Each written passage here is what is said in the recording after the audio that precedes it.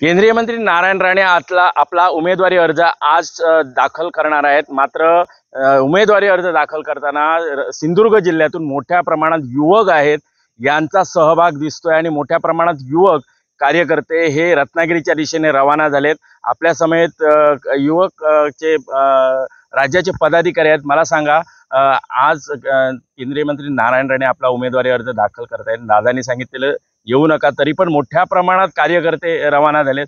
तुम्ही युवक म्हणून काय सांगाल? सर्वप्रथम मी मोदी साहेब आणि फडणवीस साहेब, रवींद्रजी चव्हाण साहेबांना यांचे आभार व्यक्त करतोय। मी भारतीय जनता पक्षाचा महाराष्ट्राचा युवा मोर्चाचा पदाधिकारी आणि कार्यकर्ता म्हणून, कारण या कोकणाला भारतीय जनता पक्षाने न्याय दिलेला आहे। कमळ हे चिन्ह आमच्या या मतदारसंघामध्ये आल्यामुळे एक वातावरण एक वेगळं तयार झालंय आणि मला वाटतं सकाळी 6 वाजल्यापासून तळागाळातनं सगळी जनता, सगळे राजकीय म्हणा किंवा राणे साहेबांना मानणारी लोक ही बाहेर पडलीत। मला वाटतं रत्नागिरीच्या दिशेने असंख्य लाखोंच्या संख्येने सर्व मंडळी जात आहेत।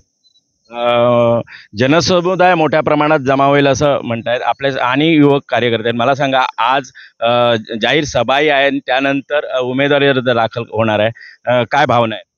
अतिशय आमच्या अंगात आज उत्साहाचं वातावरण आहे। आज पहिल्यांदाच भारतीय जनता पार्टीला ही सीट मिळाल्यामुळे आज मोठ्या संख्येने कार्यकर्ते निघालेत।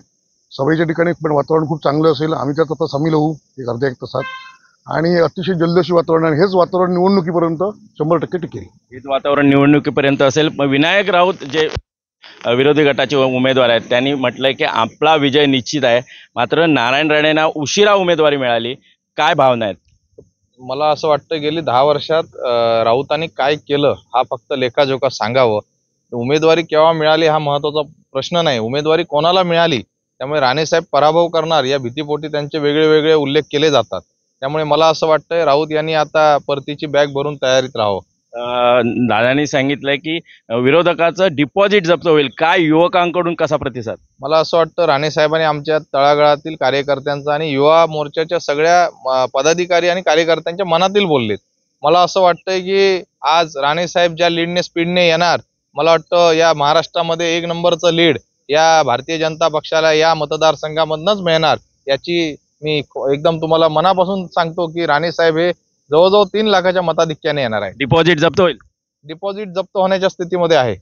निश्चितच बघितलं तर युवकांचा मोठा प्रतिसाद आहे आणि त्यांनी चंग बांधलाय की नारायण राणे यांना 3 लाखाच्या मताधिक्याने निवडून देऊन विरोधकाचं डिपॉझिट जप्त केलं जाईल।